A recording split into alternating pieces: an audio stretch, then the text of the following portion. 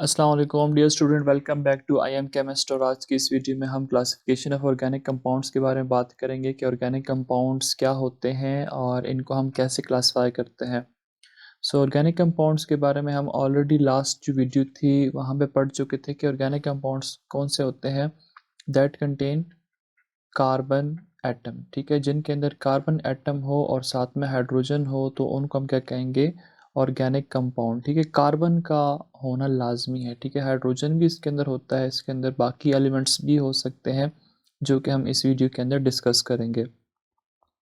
So let's start और video. There are millions of organic compounds, ठीक है, हमारे पास बहुत ज़्यादा ऑर्गेनिक कंपाउंड पाए जाते हैं। जैसे आपको मैंने लास्ट टाइम बताया था कि वी हैव वेरियस रीजंस के एक आपके पास कैटिनेशन है, ठीक है, कार्बन लॉन्ग चेन बना सकता है।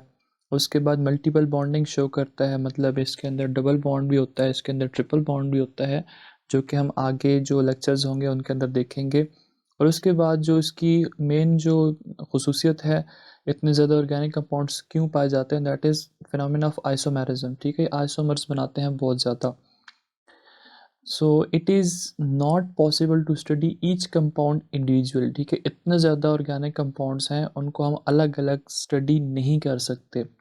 To make the study easy they are classified into various groups and sub groups. अब इनकी स्टडी को आसान बनाने के लिए ऑर्गेनिक कंपाउंड को डिफरेंट ग्रुप्स और फिर उसी के सब ग्रुप्स जो हैं उनके अंदर कैटेगराइज किया गया, उनके अंदर इनको क्लासिफाई किया गया।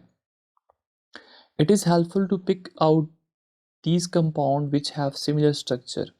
अब अगर हमारे पास कोई कंपाउंड है जिनके सिमिलर स्ट्रक्चर होंगे तो हम उनको ईजिली जो है तो पिक कर सकते हैं। So you will learn here the classification of organic compounds on the basis of carbon skeleton. So ये जो है, ठीक है, जो टॉपिक है इसके अंदर आप क्लासिफिकेशन पढ़ोगे ऑर्गेनिक कंपाउंड की और उसकी जो बेसिस होंगी, मतलब मेन जो हम क्लासिफिकेशन करेंगे that would be on the basis of carbon skeleton. They are broadly classified into two major groups. अब ऑर्गेनिक कंपाउंड्स जो हैं उनको मेनली दो क्लासेस के अंदर, दो ग्रुप्स के अंदर क्लासिफाई किया गया है। एक को हम कहते हैं open chain compounds or acyclic compound. ठीक है, उनको हम या तो ओपन चेन कहेंगे या फिर एसाइक्लिक कंपाउंड कहेंगे। कौन से होते हैं ये भी हम डिस्कस करने वाले हैं। सेकंड जो हमारे पास है that is close chain or cyclic compound. ठीक है, जो सेकंड टाइप होगी दैट इज़ क्लोज चेन, मतलब सिंपल एक ओपन चेन है, दूसरी दूसरी क्लोज चेन है। सो अब हम जो है तो इनको वन बाय वन डिस्कस करते हैं कि ओपन चेन कंपाउंड्स कौन से होंगे और क्लोज चेन कौन से होंगे। सो ओपन चेन से हम स्टार्ट कर लेते हैं। ओपन ओपन का मतलब क्या, ओपन का मतलब जैसे नाम से ही रिप्रेजेंट हो रहा है कि कोई ओपन चेन है, ठीक है, ऐसी कोई लंबी। क्लोज क्या होगी, यही चेन को आप इस तरह बंद कर दो तो ये क्लोज चेन होगी। सो ओपन चेन ये है कि open chain compounds contain N open chain of carbon atom. ठीक है, सिंपल सी बात लिखी हुई है, सिंपल सी स्टोरी है इसकी, कोई कॉम्प्लेक्स चीज़ इसके अंदर नहीं होती है। तो इसका अगर आप देखो तो ये CH3 CH2 CH3, ये देखें एक लॉन्ग चेन के अंदर बंधे हुए हैं। इनको किसी ने मतलब इस तरह करके बांधा हुआ नहीं है, ठीक है, कि ये क्लोज लूप बना ले, तो ये कोई क्लोज फॉर्म में है नहीं, बल्कि होता क्या है कि ये लॉन्ग चेन की फॉर्म में एग्जिस्ट करते हैं जैसे ओपन चेन होती है। तो इसलिए हम इनको क्या कहेंगे कि ओपन चेन कंपाउंड। तो अगर हम इसको ओपन करके लिखते हैं वैसे ये इस फॉर्म में, तो ये क्या बन जाएगा, CH3 फिर CH2। जैसे आपको मैंने बताया था कार्बन की वैलेंसी जो है वो 4 होती है, अपनी वो 4 वैलेंसी जो है वो यहाँ पे सेटिस्फाई करनी होती है। तो इसको आप इस फॉर्म में भी लिख सकते हो। अब इसके अंदर कितने कार्बन है, 3 कार्बन है, तो 3 के लिए आप प्रोप यूज़ करते हो, सारे सिंगल बॉन्ड है तो आप ANE यूज़ करते हो, हिंस इट इज़ प्रोपेन। उसके बाद यहाँ पे देखें CH3 CH2 CH2 CH3। अब इसके अंदर टोटल कार्बन है 4 और 4 के लिए जो आप नेम यूज़ करते हो दैट इज़ ब्यूट। और सारे कार्बन ने सिंगल सिंगल बॉन्ड बनाया हुआ है तो ANE लगा दोगे, so that would B butane. इसी तरह आप इसको देखो तो ये देखिए ये लॉन्ग चेन है, ठीक है, ये लॉन्ग चेन है जिसके अंदर कितने कार्बन है, 3 कार्बन एटम मौजूद है। और ये क्या है, इसको हम कहते हैं कि ब्रांच। ठीक है, इसको हम क्या कहते हैं, दिस इज द ब्रांच। यह जब आप सेकेंड ईयर में आओगे तो टीचर आपको बताएंगे कि इसको आप कहते हो सब्स्टिट्यूएंट। ठीक है, ये जो लंबी चेन है, ठीक है, इसको आप क्या पढ़ते हो, this is known as parent chain. लेकिन पेरेंट चेन से जो ब्रांच निकलती है उसको उसके ऊपर कोई और सब्सटेंस लिखा हुआ है, कोई और ग्रुप या ग्रुप ऑफ एटम लगे हुए हैं, तो उनको क्या कहोगे, दैट इज़ द ब्रांच या उसको आप सब्स्टिट्यूएंट कहते हो। अब इसका नाम क्या बनेगा, दैट इज़ आइसोब्यूटेन। देखें, अगर आपके पास टोटल 4 कार्बन है तो उसकी वजह से ये ब्यूटेन बनेगा। अब दरम्यान वाला जो कार्बन है उससे एक ब्रांच निकली हुई है, इसके लिए हम यूज़ करते हैं आइसो का word, so that is why it is isobutane. अब यहाँ पे देखो, यहाँ पे ये क्या होगी, this would be the parent chain, ठीक है, जो ब्लू से मैंने इंसर्कल किया है, this is the parent chain, जिसके अंदर कितने कार्बन है, 4 कार्बन आइटम है। लेकिन ये क्या है, इसका हम चलो कलर चेंज कर लेते हैं, this is known as branch, ठीक है, या आप इसको सब्स्टिट्यूट भी कहते हो। लेकिन अगर आपने एज अ होल इसका नाम देना है तो टोटल कार्बन कितने हैं, 5 कार्बन है, तो 5 के लिए आप पेंट यूज़ करते हो, सारे सिंगल बॉन्ड है तो ANE लगा दो, so this would be pentane. और अगर देखें आपके पास कोई पेरेंट चेन है, ठीक है, लॉन्ग चेन है, उससे एक ब्रांच निकलती है, सो उसके लिए आप वर्ड क्या यूज़ करते हो, आइसो यूज़ करते हो। इसमें भी देखें, ये पेरेंट चेन के अंदर 3 कार्बन है, एक ब्रांच निकली हुई, तो उसके लिए वर्ड आप आइसो यूज़ करते हो। और अगर कोई ब्रांचेस नहीं है, बिल्कुल स्ट्रेट है, तो उसके लिए आप वर्ड एन यूज़ करते हो, तो इसके साथ आप एन भी लगा सकते हैं, एन पेंटेन या एन ब्यूटेन। अब देखें, अगर आपके पास ये तो एक ब्रांच है, अगर आपके पास 2 ब्रांचेस हैं, फॉर एग्जांपल आपके पास ये चीज़ है, ये सारे मैंने आपको आइसोमेरिज्म में बताए थे। अगर आप ये ड्रॉ करते हो तो इसमें देखें, अगर हम इसको लेते हैं एज अ पेरेंट चेन, तो इसमें कितने कार्बन आइटम है, 1 2 3 कार्बन आइटम मौजूद है। तो इसमें ब्रांचेस कौन सी होंगे, एक ब्रांच आपके पास ये CH3 होगी और दूसरी ये CH3 होगी। अभी अगर इसको आपने नाम देना है तो याद रखें, अगर आपके पास स्ट्रेट चेन है, उससे 2 ब्रांचेस निकली होती है, उसके लिए आप वर्ड यूज़ करते हो NEO, नियो। टोटल कार्बन कितने हैं, 5 है, तो इसका नाम बनेगा नियो पेंटेन। अगेन इसके अंदर भी कोई रिंग नहीं बनी हुई, ठीक है, क्लोज नहीं है, तो इसलिए आप इसको भी कैटेगराइज कहाँ पे करोगे, ओपन चेन कंपाउंड्स के अंदर। अब नेक्स्ट आपसे पूछा है कि is the compound having following structure in open chain compound. अब ये देखें, इस क्वेश्चन टोटल बंद किया हुआ है, ये देखो, अगर ये टोटल बंद है इसका मतलब है कि ये ओपन चेन नहीं है, बल्कि this is closed chain organic compound, ठीक है, ये आपके पास क्या होगा, this would be close chain organic compound. अब नेक्स्ट आपके पास है ओपन चेन कंपाउंड में बी आइदर स्ट्रेट चेन और ब्रांच चेन। तो अभी आपको मैंने ऊपर बताया ना कि अगर आपके पास ये स्ट्रेट चेन है तो भी ऑर्गेनिक कंपाउंड है, या स्ट्रेट चेन है वहाँ से कोई ब्रांचेस निकली हुई, सब्स्टिट्यूएंट निकले हुए हैं, तो ये भी क्या होगा, this is also an open chain organic compound. Those compound which contain any number of carbon atom join one after the other in a chain or in a row is called straight chain compound. अगर आपके पास एक carbon के साथ दूसरा carbon जो है वो straight रो के अंदर एक दूसरे के साथ बॉन्डेड हैं, ठीक है, सिंगल बॉन्ड बनाया हुआ है, साथ में आपके पास हाइड्रोजन आटम मौजूद है, तो those would be straight chain compound, ठीक है, या स्ट्रेट चेन ऑर्गेनिक कंपाउंड्स इनको आप कहोगे।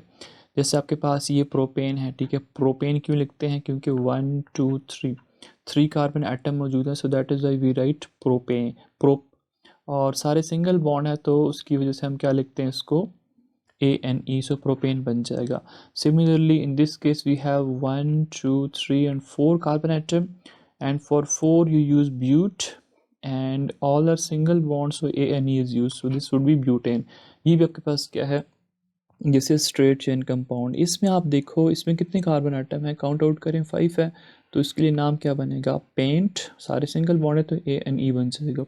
इसी तरह अगर आपके पास है CH3 CH2 CH2 CH2, यहाँ पे CH2, फिर यहाँ पे CH3। अब इसको हम काउंट करते हैं कितने कार्बन है, 1 2 3 4 5 6, 6 कार्बन है, 6 के लिए आप यूज़ करते हो हैग्स, सारे सिंगल बॉन्ड है तो आप ANE लगा दो, so this would be hexane, ठीक है। आप अगर N लगाना चाहें तो भी आप लगा सकते हो, क्योंकि बिल्कुल स्ट्रेट चेन में है, इनकी कोई ब्रांच नहीं निकली हुई है। सो आगे हमारे पास है those compound which contain carbon atom on sides of chain are called branch chain compound. अब ऐसे कंपाउंड जिसमें जो मैं आपको ऑलरेडी बता चुका हूँ कि ये आपके पास स्ट्रेट चेन है, ठीक है, क्योंकि ज़्यादा 3 कार्बन एटम है। अब ये और ये आपके पास क्या है, दीज आर ब्रांचेस, ठीक है, इसलिए हम इनको क्या कहते हैं, ब्रांच चेन ऑर्गेनिक कंपाउंड। इसी तरह ये आपके पास कौन सा होगा, इसकी कोई ब्रांच आपको नज़र आ रही है नहीं ना, तो ये क्या होगा, this would be straight chain, ठीक है, तो इसको हम लिख देते हैं स्ट्रेट चेन। ये कौन सी होगी, this would be branched chain organic compound.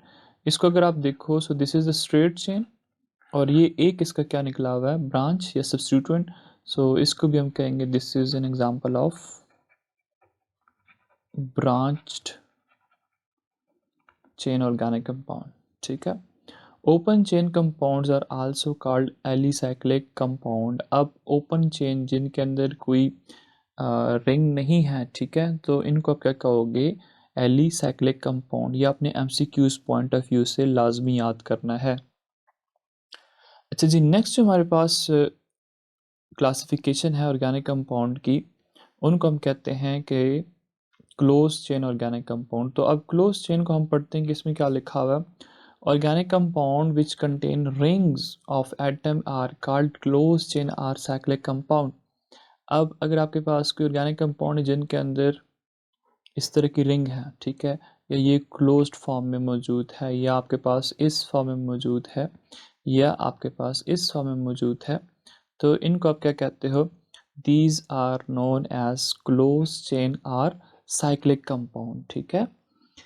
अब इसकी एग्जांपल हमारे पास कौन सी है, ये इसकी एग्जांपल है। इसको अगर आप लिखना चाहते हैं इस तरह, तो आप यूं ही लिख सकते हो, कार्बन कितने बॉन्ड बनाता है, कार्बन 4 बॉन्ड बनाता है, इसने 2 बॉन्ड इधर बना लिए, तीसरा हाइड्रोजन के साथ, चौथा भी इसने हाइड्रोजन के साथ बना लिया। इसी तरह ये कार्बन यहाँ पे है, इसने 1 2 3 बॉन्ड यहाँ पे हो जाएंगे, फोर्थ वन ये वाला हो जाएगा।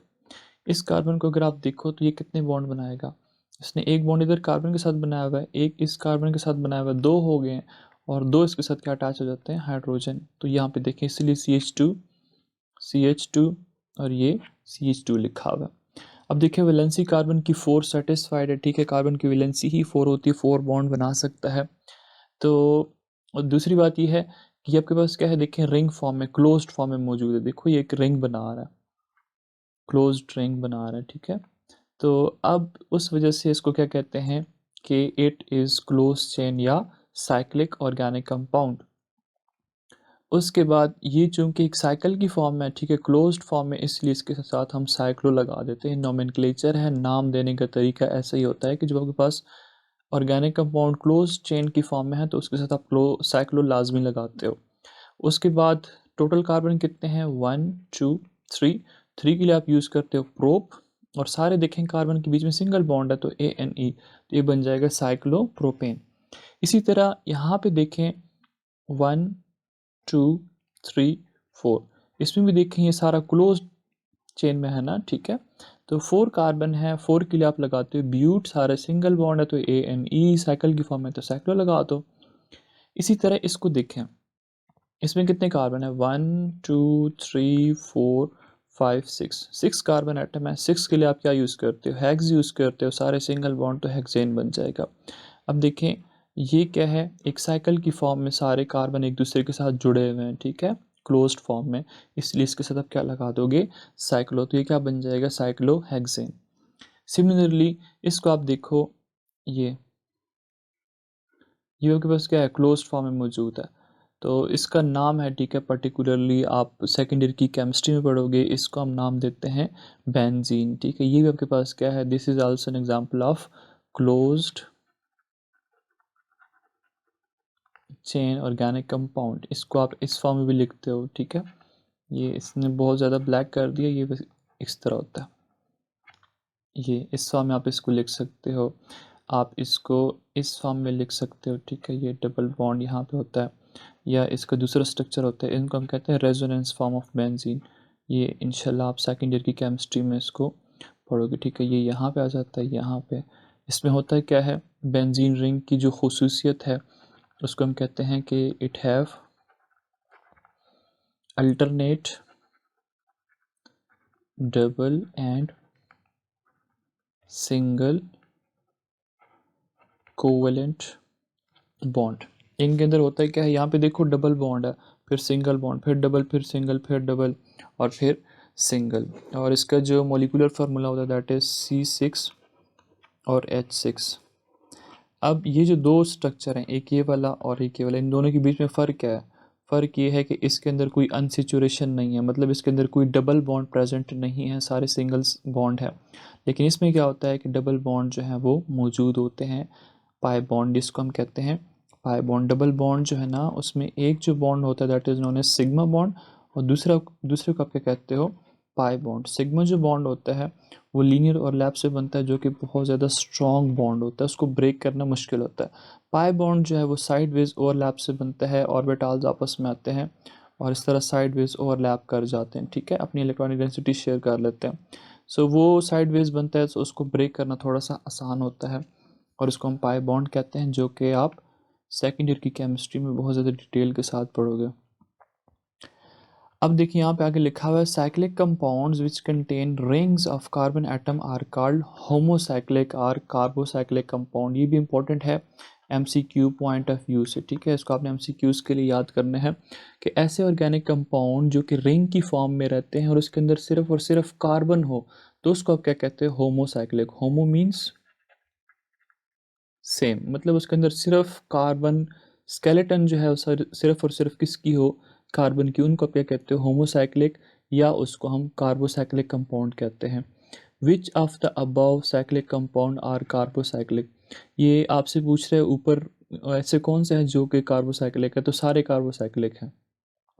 लेकिन cyclic compounds that contain one or more atom other than carbon atom in the ring are called heterocyclic compound. Hetero कहते हैं डिफरेंट को, हेट्रो कहते हैं किस चीज़ को, डिफरेंट को। अब देखें, ये आपके पास जो है ये कार्बन है, ये कार्बन है, ये कार्बन है, ये कार्बन है, ये कार्बन है, लेकिन यहाँ पे क्या चीज़ मौजूद है, यहाँ पे कार्बन तो नहीं है ना, यहाँ पे क्या है, नाइट्रोजन है। तो इसलिए it is known as heterocyclic compound. यहाँ पे कार्बन है, यहाँ पे कार्बन है, यहाँ पे कार्बन है, यहाँ पे भी कार्बन है, लेकिन इस जगह पे क्या लगा हुआ है, दिस इज ऑक्सीजन एटम। अगर ऑक्सीजन एटम मौजूद है तो इसका मतलब है ये होमोसाइक्लिक में नहीं आएगा, बल्कि ये किस में आएगा, ये हेट्रोसाइक्लिक में आएगा। सो इसलिए this is known as heterocyclic organic compound. Similarly this is carbon, this is carbon, this is carbon, this is carbon, while this one is the sulphur atom. अगर यहाँ पे सल्फर मौजूद है, सो इसका मतलब है कि इट इज़ नॉट होमोसाइक्लिक, बल्कि ये कौन सा होगा, this would be heterocyclic. Heterocyclic वो हैं जिनके अंदर कार्बन के अलावा कोई और एटम मौजूद हो। तो देखिए यहाँ पे नाइट्रोजन मौजूद है, यहाँ पे ऑक्सीजन है और यहाँ पे क्या है, सल्फर है, ठीक है। सल्फर के जो कंपाउंड होते हैं उनके लिए वर्ड यूज़ करते हैं दैट इज़ थायो। So तो इसका student, नाम this क्या was all बनता है, about थायो। Classification of caffeine. Organic compound next video के अंदर हम पढ़ेंगे फंक्शनल ग्रुप के बारे में, ठीक है, कि फंक्शनल ग्रुप्स क्या होते हैं। और अगर आपको मेरी वीडियो अच्छी लगी है तो चैनल को लाइक करें, सब्सक्राइब करें और अपने फ्रेंड्स के साथ शेयर ज़रूर कीजिए। Thanks for watching and stay connected with I am chemist.